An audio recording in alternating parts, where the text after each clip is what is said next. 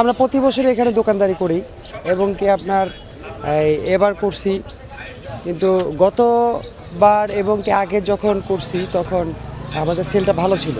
তো ওই আশা করে আসছিলাম যে এবারও ইনশাল্লাহ ভালো হবে। তো এবারও যে ঝামেলার কারণে যে মুসল্লিরা ঝামেলা করছে, মারামারি করছে, কাটাকাটি করছে, এই কারণে মুসল্লিরা অনেক ভাইয়েরা ভয়ে আসে নাই। গত বছর যেরকম বেচাকেনা হয়েছে সেরকম এই বছরের বেচাকেনা হয় নাই, খুবই খারাপ অবস্থা।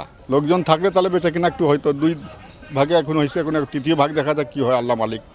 আগে একটা দুই তরফা একটা ছিল, এই কারণে আগে একটা জমজমাট ছিল। এবার তিন তরফা হওয়ার কারণে একটু মানুষ ভাগে ভাগে আসছে, এই বিধায় একটু বেচা কিনা খুব নিম্ন পদে গেছে আর কি।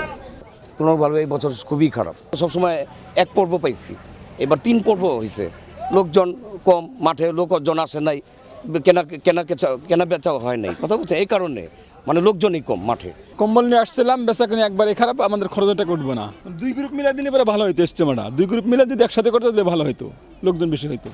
একটা থাকলে মনে করেন একবারে সবাই লইলে, সবাই একটু কেনাকাটা করে লইলে আমরা সব দোকানদার এই জায়গা ভাড়া, এই কর্মচারী বিল দিয়া মনে করেন এই একটু লাভবান হইতে পারলাম।